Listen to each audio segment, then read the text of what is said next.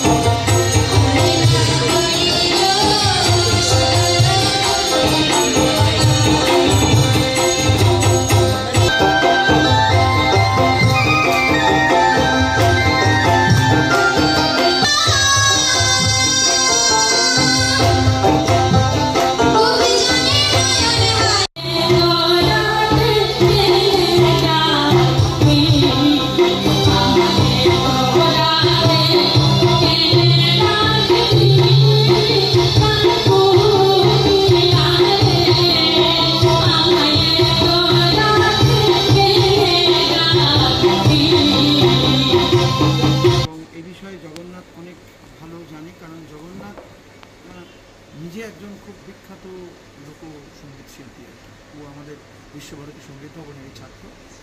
এবং আজকে আমার যেটা মনে হয়েছে যে এই প্রতিযোগিতার মধ্যে অনেক ট্যালেন্ট আমি দেখলাম, সত্যিই খুব মানে ট্যালেন্টেড ছেলেমেয়েরা যারা গাইছে। এবং শুধু যেটা দরকার সেটা হচ্ছে ওদের হয়তো প্রকৃতভাবে সঠিকভাবে জাজমেন্ট করা। আর আমি অর্গানাইজারদেরকে একটা রিকোয়েস্ট করেছি যে তোরা অ্যাটলিস্ট চেষ্টা করো তোমরা যে তোমাদের এই বরাক উপত্যকার যে লোকসঙ্গীত আছে এই লোকসঙ্গীতগুলোকে যদি প্রিজার্ভ করা যায়, এই লোকসঙ্গীতগুলোকে যদি চর্চা করানো যায়। এমন নয় যে বাউল বা ফকির বা অন্যান্য যে লোকসঙ্গীতগুলো আজকে খুব চটুল গান আমরা ব্যবহার করি, ক্রিয়েটিভ সৃজনশীল লোকসঙ্গীত, এইটা থেকে সরে গিয়ে অরিজিনাল এই ধামাইল যে গান, এই গানের অরিজিনাল সুর এবং তার জন্য কর্মশালা করা। এবং এই জগন্নাথের মতো বা অনিমেষদার মতো মানুষ যারা আছে তাদেরকে কর্মশালাতে এনে ছাত্রছাত্রীদেরকে নিয়ে এসে একটা কর্মশালা অর্গানাইজ করে তাদের মধ্যে যদি সঠিকভাবে সেটা শেখানো যায়, আমার মনে হয় এটা একটা বিরাট কাজ হবে। আমি অর্গানাইজারকে সেটাই রিকোয়েস্ট বলবো যে তোমরা এইভাবে ভাবো, কারণ এত ট্যালেন্টেড এত অল্প বয়সের ছেলেদের মধ্যে যে এত উৎসাহ, এইটা কিন্তু আমাকে খুব মুগ্ধ করেছে। পশ্চিমবঙ্গের শিল্পীদের যে ট্যালেন্ট এবং আমাদের এখানে যে শিল্পীরা সঙ্গীত গাইলেন তাদের ট্যালেন্টের মধ্যে কোনো ফারাক আপনি দেখতে পেলেন? হ্যাঁ, নিশ্চয়ই ফারাক আছে। কারণ একটা ঘটনা বলতে হবে যে বরাক উপত্যকার ভাষা লোকসঙ্গীতের ভাষার সঙ্গে একটা মেলে, যেটা কলকাতায় গাইতে হয় ওই টোনে, ওই টোনটা শিখতে হয়। এটা অঞ্চল ভিত্তিক হবে। আমাদের কলকাতা বা দক্ষিণবঙ্গের যে লোকসঙ্গীতের বাঁকুড়া, বীরভূম, পুরুলিয়া এই এলাকার যে গানের যে সুর বা ছন্দ, ওই এলাকার লোকেরা যে ভাষায় গাইবে, যে ভাষায় বলবে, সেটা কিন্তু রপ্ত করতে হবে শহরের ছেলেমেয়েদের বা শহরের শিল্পীদের, তবে গিয়ে আমি সেটা করতে পারবো। বরাক উপত্যকার যে সঙ্গীত, বরাক উপত্যকার যে ভাষা এবং তাদের যে গানের যে সুর ছন্দ, সেটা এখানকার ছেলেমেয়েদের ইনবর্ন কোয়ালিটি। ফলে ওরা আমার মনে হয় অনেক বেশি যদি এগিয়ে আসে, বরাক উপত্যকার গানকে ওরা অনেক ভালো প্রিজার্ভ করতে পারবে। ধন্যবাদ। এটাই হচ্ছে সম্ভব। এত বড় একটা ইভেন্ট, অনুভূতিটা কেরকম? ভীষণ খুব ভালো অনুভূতি।